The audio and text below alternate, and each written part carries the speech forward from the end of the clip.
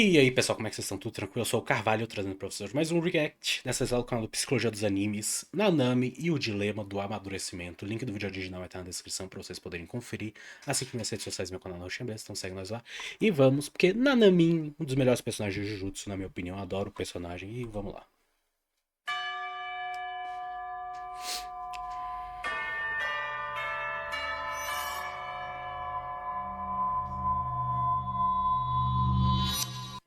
Eu sou Rafael, psicólogo, e eu também não gostava de passar do horário de expediente. Hoje vamos refletir sobre Kento Nanami. Tem spoiler do anime e não tem do mangá. Vamos lá. Eu adoro cena de combates em animes, cena de luta e tal. Mas quando tem ali um episódio ou um personagem que tem um diálogo mais reflexivo, de uma visão que o autor tenta colocar ali na história, o episódio pra mim fica melhor. E o Nanami, em quase toda a interação ali no anime, faz a gente refletir de alguma forma. Quase sempre quando ele se expressa, a gente pensa, caracas. Nanami mistura dois construtos. Ele é alguém bem lógico, mas ao mesmo tempo é também alguém bastante emocional. Eu acho que isso torna ele um personagem tão amado na série. Nanami é um feiticeiro Jujutsu, Sim. mas ele não costumava ser antigamente. Como ele mesmo fala, ele era um assalariado, trabalhava em uma empresa que mexia com dinheiro. E qual era o objetivo dele? Juntar uma quantidade de dinheiro razoável, considerável, Malásia, dos 30 até os 40 anos, pra depois ele viver de forma tranquila. Eu creio que essa é uma meta de boa parte de nós, não é? Só que isso não preenchia a razão de viver dele. E acredito que todo mundo já passou por isso em algum momento. Parar e se questionar se aquilo é realmente importante, se o que eu tô fazendo é significativo. Acho que todo mundo já passou por isso. Victor Stretcher, professor de saúde pública na Universidade de Michigan, traz em seu livro O Propósito da Vida estudos que demonstram que aqueles que têm um propósito forte na vida, em média, vivem mais do que aqueles que não têm um propósito de fato. E ele enfatiza nesse livro que as pessoas são lembradas o tempo inteiro para cuidar da saúde, manter bons hábitos alimentares, porém pouco se fala em se preocupar com esse propósito, aquilo que teoricamente faz a gente acordar todas as manhãs. Nanami vivia nesse contraste e parecia sem rumo, parecia triste. E ele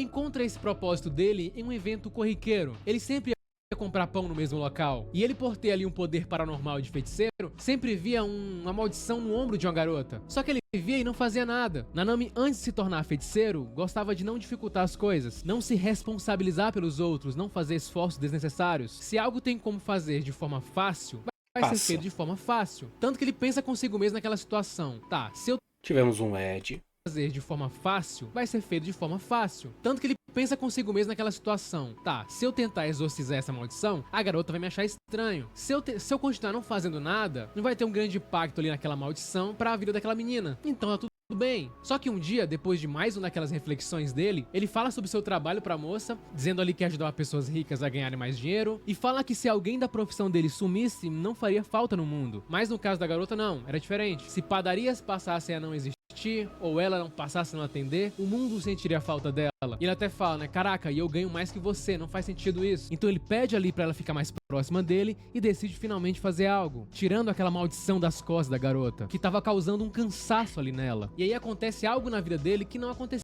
antes, que era ele ver o impacto diretamente de uma ação dele sobre o outro. E então ele é agradecido por aquela moça e a partir daquele momento ele encontra o seu propósito.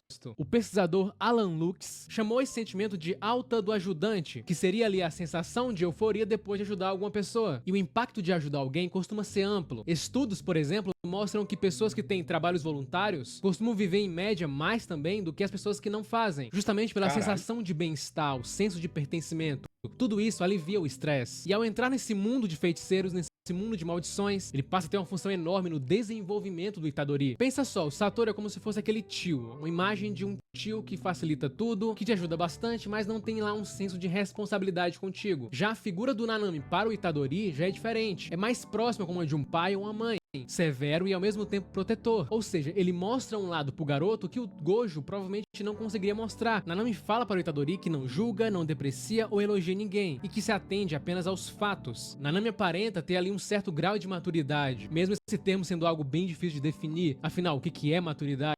Essa palavra que é baseada em algo que seria o ideal, mas o que seria o ideal nesse caso? A verdade é que todos nós temos momentos de maturidade e imaturidade, uns mais, outros menos. A teoria do investimento social propõe que transições de vida no decorrer da idade, como entrar no mercado de trabalho, casar ou tornar-se pai ou mãe, estimulam o amadurecimento pessoal porque obrigam os jovens a investir em novos papéis sociais. Essas funções estariam conectadas a expectativas da sociedade e novas demandas comportamentais que isso acaba exigindo. E percebemos isso claramente no Nanami após ele se tornar feiticeiro, porque agora ele tem que assumir responsabilidades. Então a frase marcante dele sobre isso que ele fala pro Itadori, que ele como adulto tem dever dever de o protegê-lo, porque para ele é dever de um adulto colocar a vida de uma criança acima da sua. E o Nanami define a maturidade de uma forma que eu me identifiquei bastante. Ele fala que você se torna adulto quando você presencia pequenos desesperos diários, como por exemplo encontrar cabelo seu no travesseiro. Eu me identifiquei bastante com isso.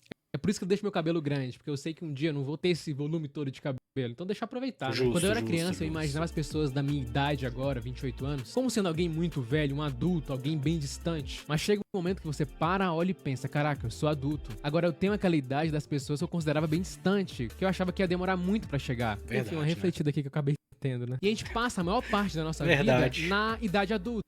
Pesquisas sugerem que o desenvolvimento cognitivo adulto é um processo complexo, sempre em constante mudança. Pode ser ainda mais ativo do que o desenvolvimento cognitivo na infância. Ou seja, mesmo após a fase adulta, a gente continua amadurecendo. É um processo contínuo. Só que a gente costuma ter o que os psicólogos Daniel Gilbert e Timothy Wilson chamam de a ilusão do fim da história, na qual acreditamos que já chegamos na maturidade ideal e final. Eles falam que tendemos a pensar no presente como uma espécie de momento divisor de águas, em que acreditamos que continuaremos a ser quem somos para o resto de nossas vidas. E a gente sabe, né, o quanto a gente muda, só que a gente meio que subestima isso, a gente acha que não vai mudar. E pensa só, o Narami tem 27 anos, apenas 27 anos, ele parece ter mais. Ou Pois seja, é, ele teria né? muito tempo ainda para se Rapaz. desenvolver cognitivamente. E vemos o Nanami passar exatamente isso pro Itadori. O jeito meio rude que ele age com ele não é no sentido de menosprezá-lo, mas sim com o objetivo de mostrar pro Yuji que o mundo Jujutsu Coitado, não é 27 simples. com uma aparência Ele de fala, uns né, que é 40 e impossível se sentir É o que o responsável mercado por de trabalho todas as faz, pessoas. CLT. E dá um exemplo bem bacana, né, de que o Itadori quer ajudar as pessoas boas, mas o Nanami fala que isso seria um erro porque a maioria das pessoas não é nem boa nem má. E o Nanami fala isso porque ele já tem essa casca montada em si mesmo. Porque apesar dele se mostrar bastante indiferente ao trabalho, algumas atitudes dele demonstram o contrário. Ele fala, por exemplo, que não costuma misturar a emoção com o trabalho, mas ele limpa as lágrimas de um espírito que estava chorando, e o Marrito ali, que é uma maldição que tem o poder de ver a composição da alma